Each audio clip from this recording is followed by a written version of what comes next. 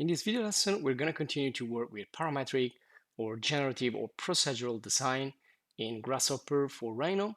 And in previous lesson, I did an example here at the end of how we can use like vertical frames and horizontal frames to create then like a bookshelf. And so we started with the surface, and then we find those, let's say, data inside the surface, which are vertical and horizontal lines.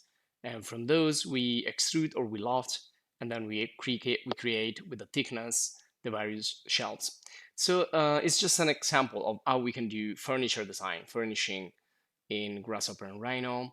We also talk about jewelry and product design, and also why it's well, where is the advantage of using the also we use layers, by the way. So I'm gonna turn off all the layers and just showing you the basic structure here that I generated. And so procedural design, generative design, parametric design, it's extraordinary because you can change, for example, here the number of shelves, and it's gonna automatically change it without affecting like the overall shape of the library. We can work on the sub elements of the objects, and we can go back and forward, non-destructive way, reversible.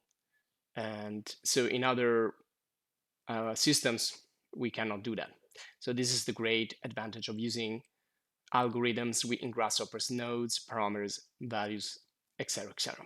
So I'm going to create a new file here and in Grasshopper and in Rhino. I'm going to use meters because I want to do a different example in this video. I want to create a shape that is like a building, like a skyscraper. Now, it's not going to be like with all the little details like doors or windows and all of that. It's just, the overall concept design of what can be like a skyscraper. But essentially, I want to take off like the information from the surface and create like a framing and paneling out of that. So before we get into the skyscraper, let's start with what the single panel could be of the facade.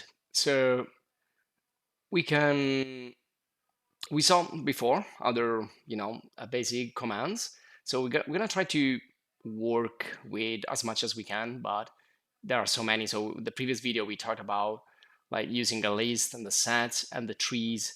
So right now I want to go here and try to use the grid and also the work planes. I want to work a little bit more with creating a grid. So for example, if I put here a grid, you can see it creates a grid, but it's going to be like flats on a work plane. And what about work planes? So work planes are really important because they define where stuff is going to go. So when you choose a work plane, then that's going to be your reference. And you have the possibility to work with vertical planes. And the basic ones usually is the X and epsilon plane. So if you want to change the work plane, you can do it using a work plane as you're doing, or you can use an object like a surface, and then you can apply there your let's say reference. Okay, so if I create a cone here and I put it in this work plane, you can see it goes directly pointing upward. So that's the basic position. And if I want to change it, I can just change the position of the plane. In this case, it's called the base of the cone. So where the base of the cone is going to go will define the orientation. It's like rotating, but instead of rotating directly the cone, we are working on the work plane. So work planes are like entities in a way that are manageable using these tools. And we can, for example, create a plane using other objects like points, or we can offset the plane just like we offset a curve, and we can also rotate it, etc., etc. So all these tools right here are for the work planes. And if I want to rotate, I can just plug the plane inside, and let's put here, so we can rotate also the cone. When you find the angle, like sometimes you will have this info or data. If you right click, so in the previous video we talked about reversing flattening or using graph. These are all for the tree branches, but also here we have 3 degrees. So that's a quick way we can switch from radians to degrees, And in this case, we just need to decide what's the rotation, so the amount of degrees of the rotation. So if we put a slider in there and we plug this in, we can use this.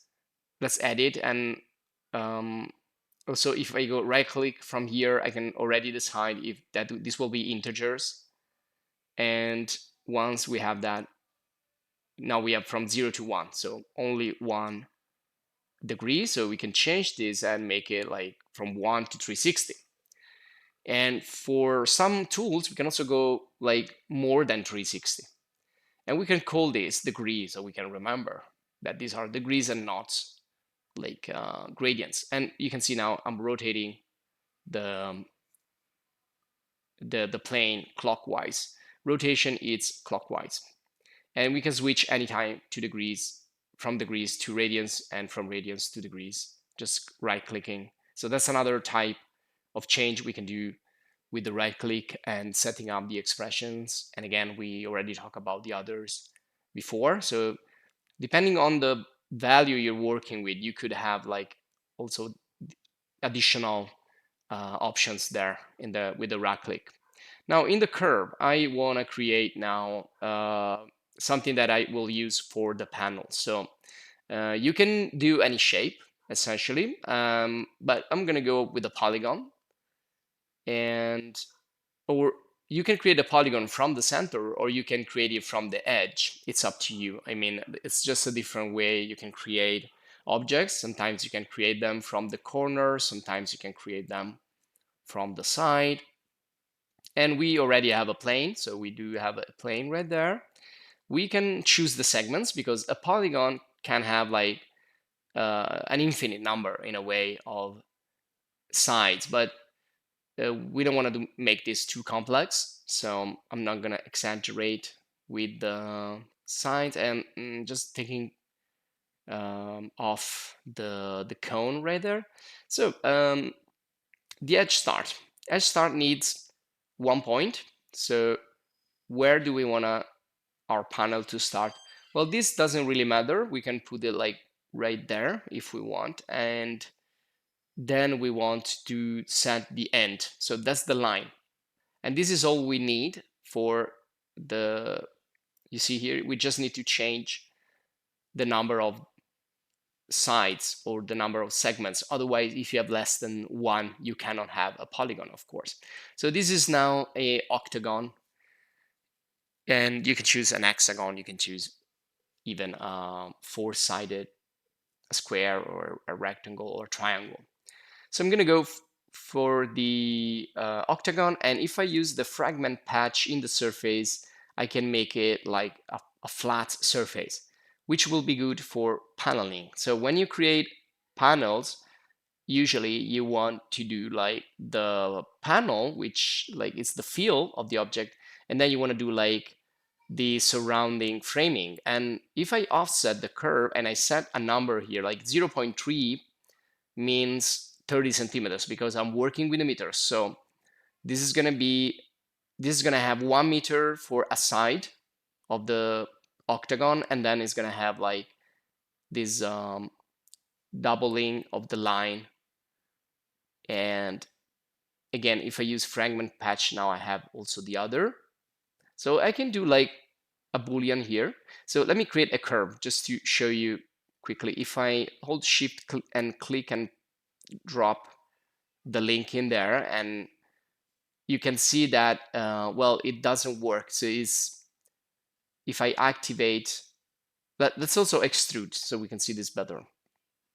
So if I extrude this, you can see that this is gonna we need a vector. So I'm gonna choose the distance. Now you can do it visually. You can also type a number, like for example 0.3 again, if you want this to be thick 0.3, but I'm just gonna do it visually. So you can see now it has a thickness, and you can see it's not like subtracting to create the frame. So to create the frame correctly, let's use, for example, this, which is the boundary surface. That's another one that you can use. And instead of like using the addition of the two curves, let's like subtract them like we did with the boolean. So I'm going to go in the intersect tab,